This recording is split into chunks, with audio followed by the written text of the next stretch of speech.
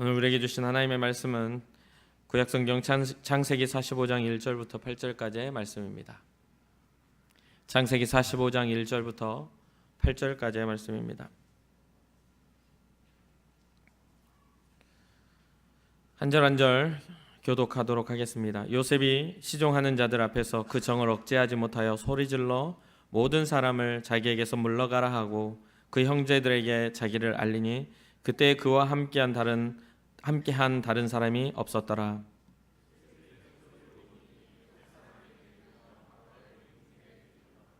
요셉이 그 형들에게 이르되 나는 요셉이라 내 아버지께서 아직 살아계시니까 형들이 그 앞에서 놀라서 대답하지 못하더라.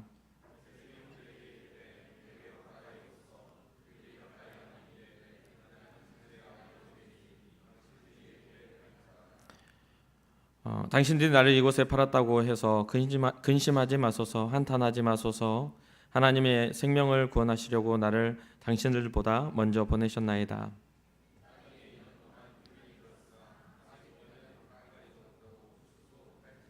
하나님이 큰 구원으로 당신들의 생명을 보존하고 당신들의 후손을 세상에 두시려고 나를 당신들보다 먼저 보내셨나니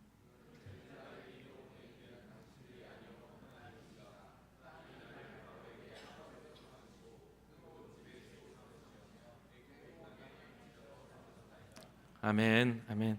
고백합시다. 주님, 제가 여기에 있습니다. 옆 사람도 축복할까요? 주님, 제 옆 사람도 여기에 있습니다. 축복해 주세요.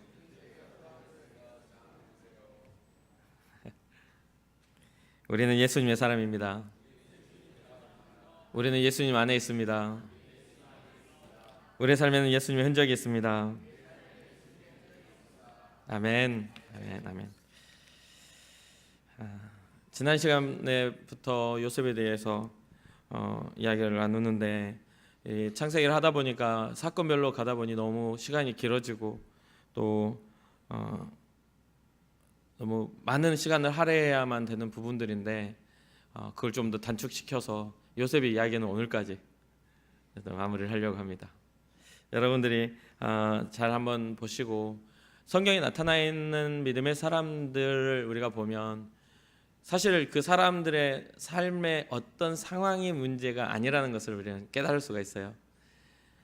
인생에 있어서 많은 사람들이 살아가는 데 있어서 삶의 모양과 삶의 어떤 상황 속에서 믿음이 달라지거나 또 그렇게 되는 게 아니라 상황과 상관없이 믿음은 믿음으로써 하나님을 향한 신뢰로서 존재하는 것, 그것임을 우리가 깨달을 수가 있거든요. 그래서 어떤 사람은 배고픔에, 어떤 사람은 병듦에, 어떤 사람은 또 관계적 어려움에, 어떤 사람은 직장이나 어떤 그런 상황 속에, 상황은 많이 달라질 수 있지만 하나님을 바라보고 믿는 믿음은 동일하게 믿음이라 말할 수 있는 그런 모양을 갖추더라는 거죠.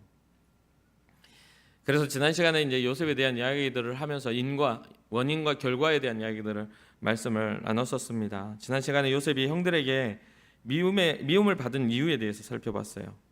첫 번째는 야곱의 편애가 있었죠. 심하게 야곱이 요셉을 편애했죠. 두 번째는 요셉이 아직 어려서 되게 경솔했어요. 그리고 그 관계에 있어서 미숙함이 있었어요.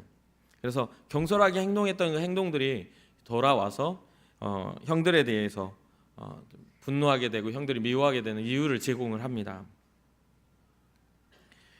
그 이유가 제공된 다음에 어느 정도까지 싫어하냐면 형들이 요셉을 죽여야 되겠다 생각할 만큼 미워하게 돼요.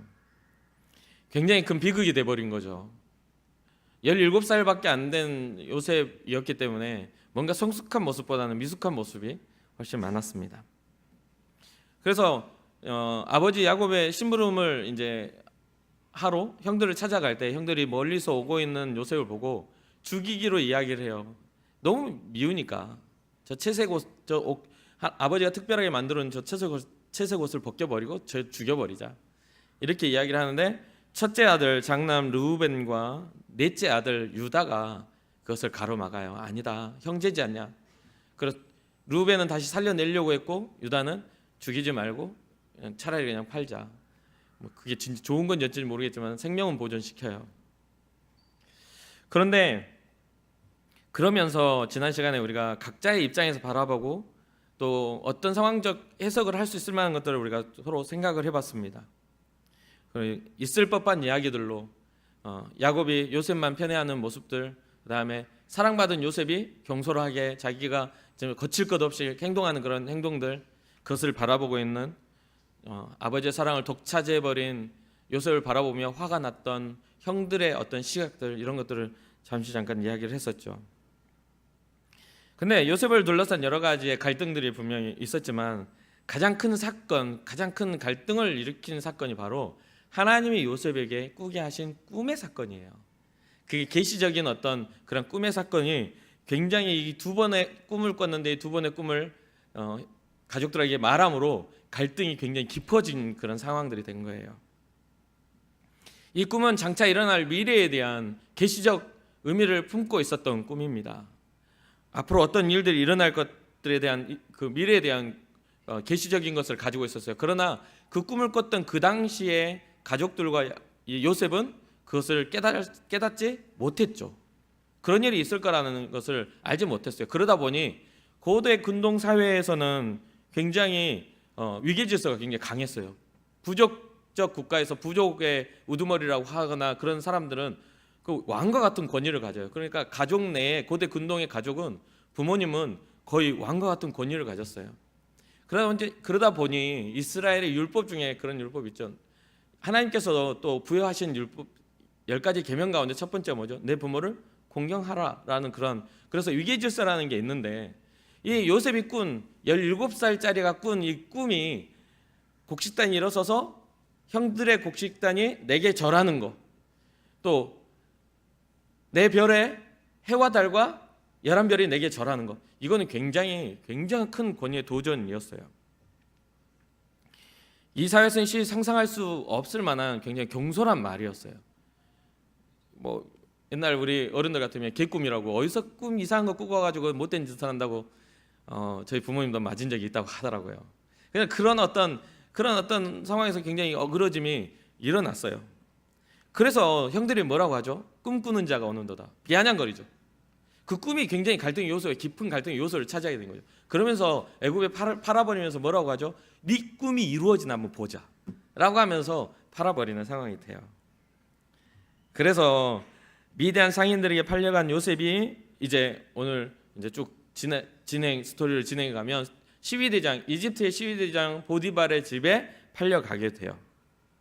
창세기 37장 또 창세기 39장 1절에 그 이집트의 시위대장 보디발이 그 요셉을 샀다. 창세기 39장 1절에 기록을 하죠. 이때 나이가 요셉이 17살입니다. 그런데 창세기 39장에 이 17살짜리 요셉이 이 종살이를 하게 되는데 여기에 이 39장을 보면 하나님이 요셉과 함께 하심으로 요셉이 형통한 자가 되었다라는 그런 기록을 하면서 이 39장이 진행이 돼요. 게다가 이 주인인 보디발도 이 요셉을 보면서 하나님과 함께하여 형통한 자라고 인정을 합니다. 그래가지고 자기의 집안의 모든 소유와 모든 집안의 일들을 요셉에게 다 맡겨주죠. 그래서 요셉이 그걸 가솔들을 다 집안 일들을 전부 책임져서 가정 총무가 돼요.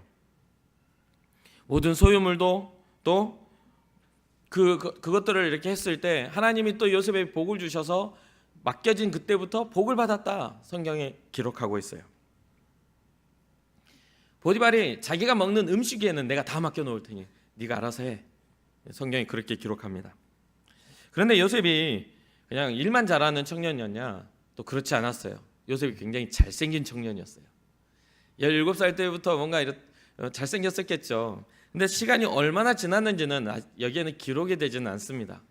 이 가정 총무로서 살아가는 삶의 시간이 어느 정도 흘렀다라는 것은 나타나지 않아요. 근데 여기에서 예측할 수 있는 것은 요셉이 남자로서 굉장히 매력적인 남자가 되었음을 보여주는 사건이 일어나요. 그것은 어떤 사건이냐? 보디발 주인의 아내가 요셉에게 눈을 찡긋찡긋거리면서 유혹을 한 거죠. 이렇게.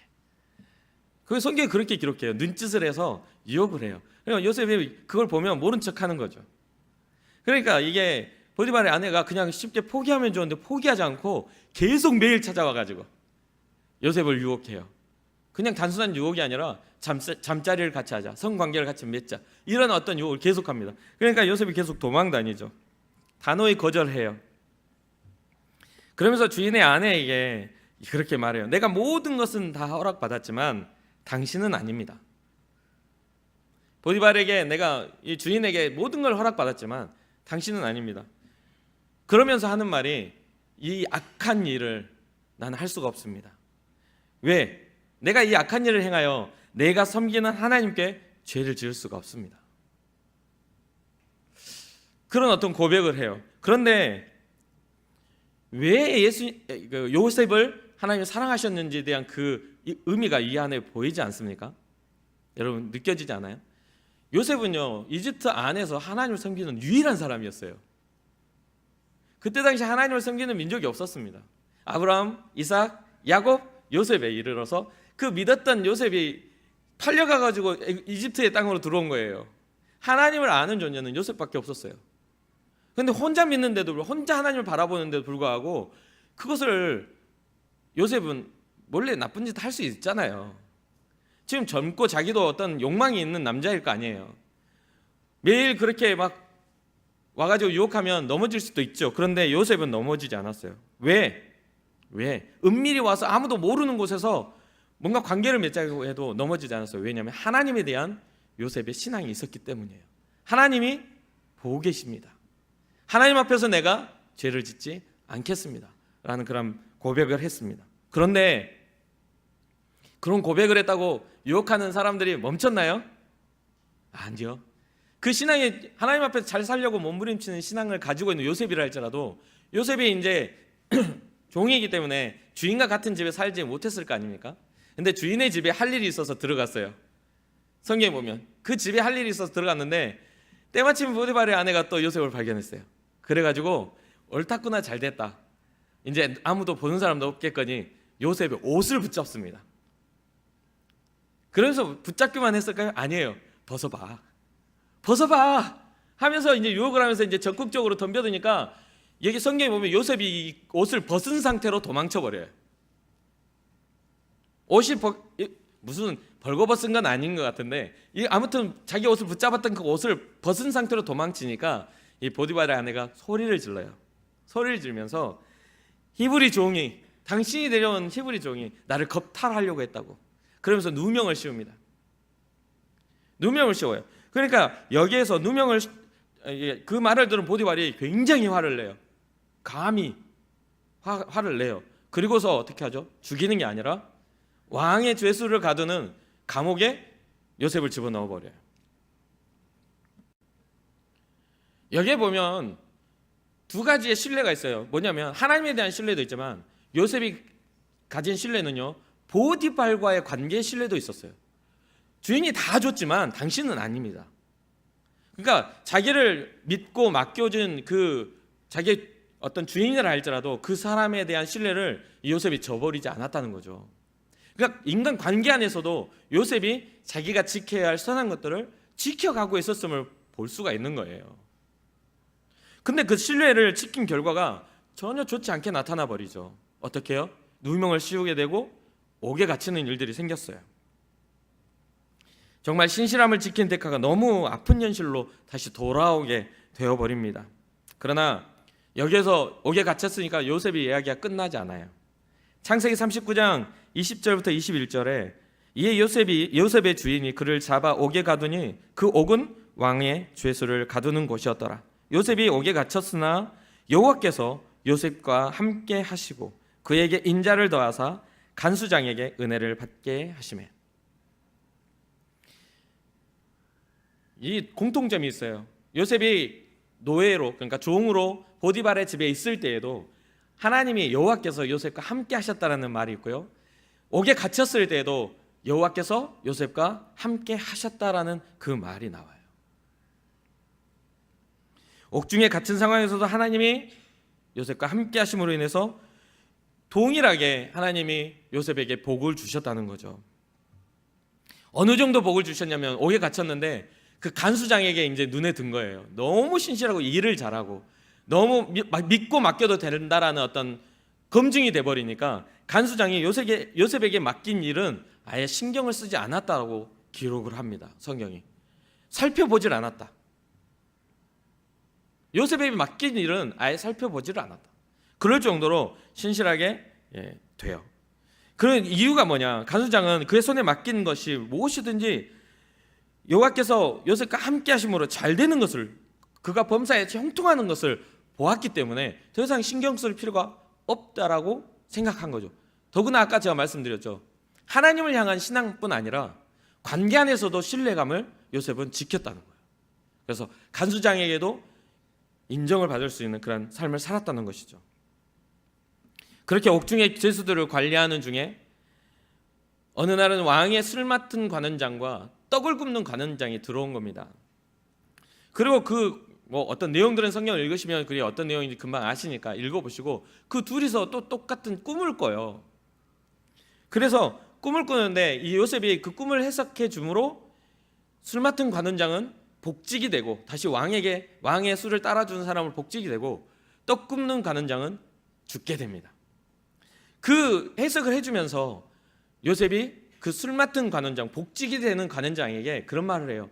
당신이 복직되어질 때 내 억울함을 좀 살펴보고 나를 좀 기억해 주세요 라고 했어요. 그런데 이 성경의 40장 마지막 절을 보면 요셉을 기억하지 못했다. 복직이 된 후에 이 술 맡은 관원장이 요셉을 기억하지 않아요. 사실 요셉의 위치와 이 술 맡은 관원장의 위치는 너무나 차이가 커요. 히브리 이방인의 종으로, 이방 사람의 종으로 들어와 있는 요셉과 왕의 술을 따라줄 만한 이 술 관원장의 위치는 서로가 만날 수가 없는 존재예요. 감옥 아니니까 만나지. 그러니까 너무나 하찮고 보잘것없는 존재였기 때문에 술 맡은 관원장이 기억지 못한 거죠. 기억한다 할지라도 그것에 대한 의무감을 갖지 못할 만큼 그 요셉의 삶의 가치가 굉장히 낮았어요. 40장이 그렇게 끝나고 41장이 딱 넘어가는데 갑자기 만 2년이 지나버립니다. 그 2년간의 시간이 사라져요. 뭐냐면 그렇게 요셉은 성실하게 열심히 그 안에서, 감옥 안에서 잘 살아가고 있고 그런 어떤 사건들이 큰 사건으로 넘어가는 상황이에요. 이 2년 뒤가, 만 2년이 지난 뒤가 요셉의 인생에 있어서 전환점이 생겨나는 그런 상황이 벌어지죠. 어떤 일인가요? 술 맡은 관원장의 꿈을 해석했던 요셉이 이제 누군가의 꿈을 다시 해석해야 되는 상황이 일어나는데 그게 바로 이집트의 왕 바로의 꿈이었어요. 바로의 꿈. 이집트의 왕 바로, 이 파라오가 이제 꿈을 꾸는데 여기에는 또 이 꿈의 내용들은 또 성경을 41장 읽어보시면 잘 알 수가 있어요. 7살찐 암소가 나오고 또 파리하게 7 메마른, 그러니까 야윈 암소가 나와요. 근데 이 7살찐 암소를 이 메마른 암소가 집어 삼키는 그런 꿈을 꾼 거예요. 깜짝 놀라 깨었다가 다시 잠이 들었더니 이번에는 아주 풍성하게 열매를 맺는 곡식이 나오고 그 다음에 메마른 곡식이 나왔는데 이 메마른 곡식이 또 풍성한 충실하게 열매를 맺은 곡식을 삼켜버린 꿈을 꾼 거예요. 그러니까 너무 생생하게 꾼 이 꿈 때문에 이 왕이 애굽에 있는, 이집트에 있는 모든 곳에 점성술사, 또 술사들과 또한 현인들, 정말 지혜롭다는 사람들을 전부 왕궁으로 불러들여라 해가지고 이 꿈을 해석하라고 내놓습니다. 나중에 출애굽기에 보면 모세가 이스라엘 백성들을 데리고 나가는 그 과정에 보면 10가지의 재앙이 나오는데 이게 바로 이집트 상황에 있는 우상들의 형상들에 대한 하나님의 심판이거든요. 그런 어떤 자료들을 이렇게 볼 수가 있는데 아무튼 이집트 안에 있는 많은 우상을 섬기고 또 점성술과 여러 가지 어떤 뭔가를 계산하고 뭔가를 선견지명을 가졌다는 현인들을 다 불러 모았지만 이것에 대해서 해석을 하질 못해요. 이것 무슨 꿈일까 고민하는 바로에게 이 술 맡은 관원장이 그때서야 왕에게 이야기를 합니다. 왕이시여, 내가 어떻게 복직되었냐면요, 제가 죄를 지었을 때 있지 않습니까? 그래서 왕의 그 감옥에 갇혔을 때 그때 저의 꿈을, 저와 떡 굽는 관원장의 꿈을 해석해줬던, 해몽해줬던 청년이 하나 있었습니다. 그가 말한 대로 해석해준 대로 우리가 되었나이다. 이런 이야기를 하죠. 그러니까 여기서 보면 이 상황을 이제 말씀드렸잖아요. 상황을 말씀드렸는데 이런 어떤 상황이 중요한 게 아니라 여기 우리가 봐야 할 내용이 다른 거예요. 뭐냐면 요셉은 어떻게 꿈을 해석했는가야 돼요. 어떤 상황, 아까 제가 말씀드렸다시피 어떤 상황, 어떤 사건, 이게 문제가 아니라 어떤 상황과 사건 안에 그 안에 일어나는 일에 대한 해석을 요셉은 어떻게 했는가. 술 맡은 관원장과 떡 굽는 관원장의 꿈을 해석했을 때와 또 바로 왕의 꿈을 해석했을 때와 어떻게 요셉은 그것을 바라보고 해석했는가. 여기에는 요셉의 고백에 우리가 집중해 볼 필요가 있다는 겁니다. 이 꿈에 대한 성취는 하나님이 계획하신 그런 계획에 대한 성취잖아요. 근데 그 꿈에 대한 해석과 그것을 따라가는 것은 하나님의 은혜가 아니면 안 된다라는 고백을 해요. 창세기 40장 8절에 술관원장과 떡관원장의 그러한 꿈을 해석할 때에 요셉이 한 말이 있어요. 무슨 말을 했냐면 그들이 그에게 이르되 우리가 꿈을 꾸었으나 이를 해석할 자가 없도다. 요셉이 그들에게 이르되 해석은 하나님께 있지 아니하니까 청하건대 내게 말해보소서. 해석은, 꿈에 대한 해석은 하나님께 있지 않습니까? 라고 이야기를 하는 거예요. 그리고 이집트의 강력한 왕권을 가진 왕 앞에 섰을 때 창세기 41장 16절에 동일한 이야기를 하는데 뭐냐면 요셉이 바로에게 대답하여 이르되 내가 아니라 하나님께서 바로에게 편안한 대답을 하실 겁니다. 꿈의 올바른 해석은 하나님으로부터 나온다라고 요셉은 고백하고 있는 거예요. 어떤 사건의 문제가 아니에요. 높은 자의 꿈이냐 낮은 자의 꿈의 문제가 아니에요. 그 꿈의 모든 하나님이 이루어 가실 꿈의 문제는 하나님께서 해석을 온전히 이루신다는 거죠. 결국 그래서 여기에서 보면 한 가지 뭐가 있냐면요, 우상이 관영하고 많은 신들이 있는 곳에 유일하게 하나님을 섬겼던 이 요셉을 통해 하나님의 이름이 영광 받으셨다는 거죠. 그 믿음을 동조해 주거나 잘하고 있다 칭찬해 주는 사람 한 명도 없어요. 그의 인생은 정말 괴로운 인생이었어요. 그의 인생은 참 비참했어요. 그의 인생은 우리가 지금 글로 보니까 아무것도 아닌 것 같았지 뭐 감옥이 호텔 같았겠어요? 보디발의 종살이가 인정받았으니까 뭐 좋은 집을 줬겠어요? 종에 불과한데? 채색 옷을 입고 사랑받았던 삶에서 완전히 비참한 삶으로의 삶으로 바뀌었음에도 불구하고 이 요셉의 바른 정신과 신앙을 우리가 본받아야 된다는 거죠. 거기에 집중해 봐야 된다는 거예요. 상황과 환경의 문제가 아니라 믿음의 문제로 요셉은 하나님을 바라봤다는 거예요. 바로의 꿈 해몽은 7년의 풍년과 7년의 흉년을 나타냅니다.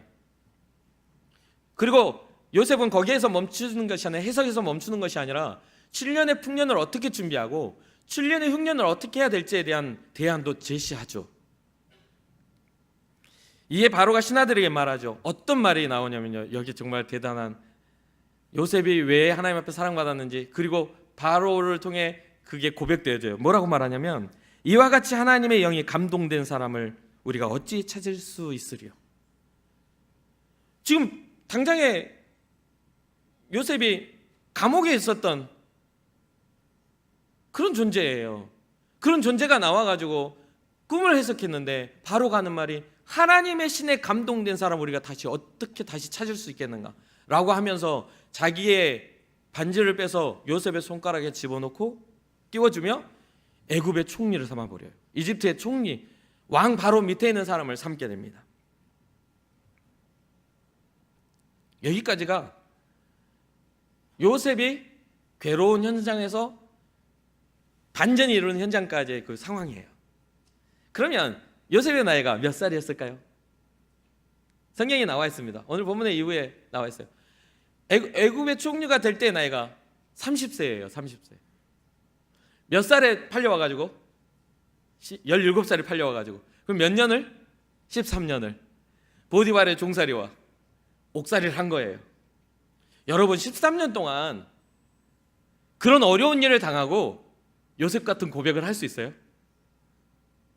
아니 일주일만 괴롭혀도 우리 입에서 욕이 그냥 나올걸요. 아니요, 마음에 안 드는 사건 1시간만 누가 진짜 꼴보기 싫은 사람이, 우리 집에 있는 오빠나 누구 어떤 사람이 나를 죽이겠다고 칼 들고 몇 번 설쳐봐요.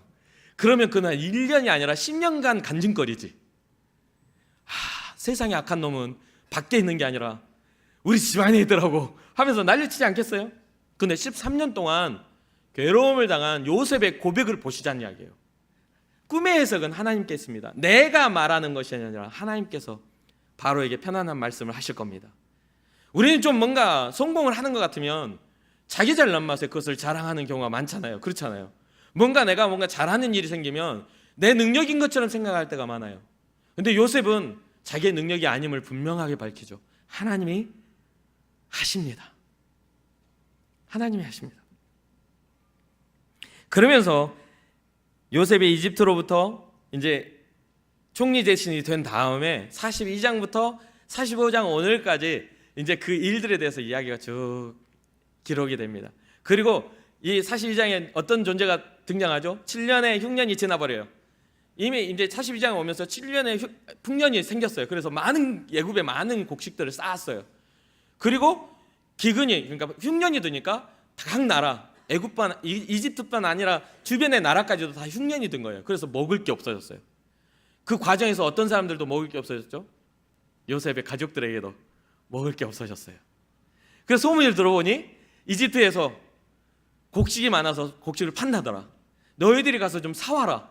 우리의 특산물을 가지고, 양털을 가지고, 가죽을 가지고 가서 사와라 라고 하면서 이제 아들들을 보내는 사건이 이제 기록이 돼서 이 오늘 45장까지 쭉 그 상황들을 기록을 하는 거죠. 여러분들이 42장부터 45장까지 쭉 이제 읽어가 보면 소설을 읽는 것처럼 참 재밌는 내용들이, 요셉이 형들에게 어떻게 대하고 또 그 상황들을 어떻게 하는지를 쭉 기록을 해요. 그러다가 계속 그런 일이 생기다가 요셉이 이제 하다 이제 마음의 격동이 일어나는 거야.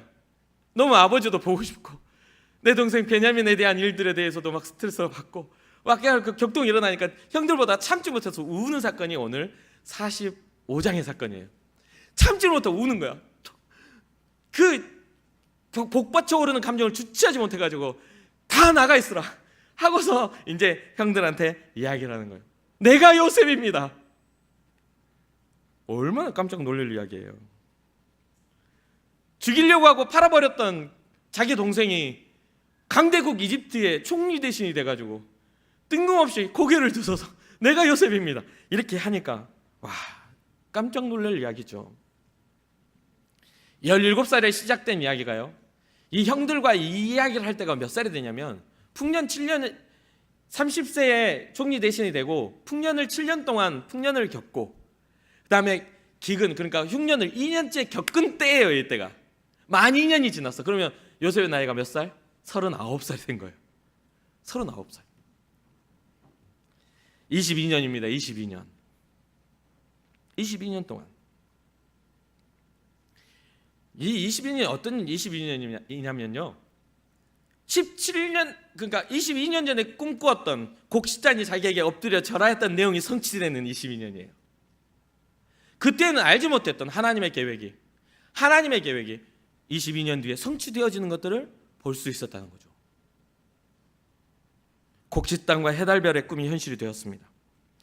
종으로 살았던 보디발의 집, 유혹하는 보디발의 아내, 누명으로 들어간 감옥, 자신과의 약속을 잃어버린 술 관원장 등등 실망을 넘어서서 절망할 수밖에 없는 상황들이 그에게 있었어요. 열악한 환경들이 있었어요. 그런 열악한 환경 속에서 요셉의 고백과 하나님을 향한 신실함을 우리가 주목해 볼 필요가 있다는 거죠. 어떤 상황이냐가 문제가 아니라 그 열악한 환경 속에서 하나님을 향한 신실한 요셉의 모습을 배우라는 거예요. 그 시작점이 어디죠? 형들이잖아요. 형들이 팔아가지고 죽이려고 하고 팔아가지고 시작된 거잖아요. 이 원수 같은 형들을 만난 겁니다. 그런데 오늘 요셉의 고백을 한번 보시자는 거죠. 창세기 45장 4절과 5절입니다. 요셉이 형들에게 이르되 내게로 가까이 오소서. 그들이 가까이 가니 이르되 나는 당신들의 아우 요셉이니 당신들이 애굽의 판자라. 아주 팩폭을 제대로 하죠. 나 요셉인데 니네가 나 판 동생이야 라고. 그런데 그러려고 한 게 아니라 그 다음 5절에 그런 말을 해요. 당신들이 나를 이곳에 팔았다고 해서 근심하지 마소서. 한탄하지 마소서. 하나님의 생명을 구원하시려고 나를 당신들보다 먼저 보내셨나이다. 당신들이 나를 판 게 아닙니다. 생명을 구원하시려고 하나님이 나를 보내신 것입니다 라고 이야기해요. 저는 이 구절을 읽고 말씀을 준비하면서 혼자 그런 질문을 해봤어요. 하나님을 믿는 믿음의 경계는 어디까지지? 하나님을 믿을 수 있는 믿음의 경계가 어디까지일까? 보이지 않았어요. 사실 22년이라는 시간 속에 이 응어리짐이 쉽게 풀릴까? 불가능할 것 같아요. 저 같은 경우는 너무 힘들었어요. 그런데 요셉의 말과 행동과 입술의 고백을 보세요. 믿음을 온전히 드러내고 있지 않습니까? 하나님이 생명을 구원하시려고 하나님이 보내신 겁니다. 한탄하지 마소서, 근심하지 마소서. 용서하는 요셉의 입술의 고백을 우리가 볼 수가 있죠. 나를 당신들보다 먼저 보내셨습니다 라고. 우리도 요셉과 같이 똑같은 사람이지 않습니까? 우리도 예수님을 통해, 요셉을 통해 우리가 배워야 하죠. 요셉의 모양을 배워야 돼요. 요셉을 보면 철저하게 하나님을 신뢰하는 삶을 살았습니다. 하나님께서 우리를 살리시려고 이 땅에 보내신 분이 계시잖아요. 그렇죠? 요셉을 이집트에 보내서 민족을 살리시려고 준비하신 것처럼 우리를 살리시려고 이 땅에 보내신 분이 있잖아요. 그분이 바로 예수 그리스도이십니다. 그분이 우리를 살리시려고 오신 거예요. 이것을 두고 오늘 말씀의 제목이 되게 어렵죠. 하나님의 경륜이라는 단어를 썼어요. 경륜. 근데 이걸 성경에 이 경륜이라는 단어가 나오거든요. 에베소서 1장 9절에 그 뜻의 비밀을 우리에게 알리신 것이요 그의 기뻐하심을 따라 그리스도 안에서 때가 찬 경륜을 위하여 예정하신 것이니, 그리스도 안에서 때가 차 있는 그 경륜, 이게 바로 구원의 계획을 의미를 해요. 살리시려고 나를 먼저 보내셨나이다 라고 하는 하나님의 계획을 우리가 깨달아야 된다는 거예요. 사랑하는 청년 여러분, 여러분들의 인생에 있어서 괴로움이 있습니까? 정말 광야와 같은 인생이 있어요? 그때에 우리는 요셉을 기억하고 요셉의 고백을 우리가 본받아야 될 줄 믿습니다. 하나님이 우리에게 허락하신 그 구원의 계획을 믿으며 끝까지 주어진 삶과 환경과 조건들을 이겨내며 주님 앞에 믿음의 고백할 수 있는 우리가 돼야 되지 않겠습니까? 우리에게 악한 일을 행한 자라 할지라도 주님이 나를 위해 십자가를 지신 것처럼, 나를 용서하시기 위해 생명을 아끼지 않으신 것처럼 우리도 용서하라고 말씀하신 게 주님의 복음이지 않습니까? 그렇다면 우리는 용서해야 합니다. 환경과 조건과 상황 속에 우리의 마음을 절망 가운데로 이끌어가지 말고, 그러한 조건이랄지라도 우리를 더욱더 영화로움, 하나님의 영광 가운데 우리를 이끌어갈 수 있는 여러분과 제가 되기를 소망해 봅니다. 혹시 우리를 힘들게 하는 사람이나 환경이나 상황들 앞에서 허둥지둥하고 있지는 않습니까? 혹시 그런 것 때문에 분노를 품고 있지는 않습니까? 하나님이 주신 꿈의 대가는 굉장히 가혹했어요. 그런데 요셉은 그 힘든 삶의 현장에서도 마음을 지켰습니다. 하나님을 향한 신실함을 지켰어요.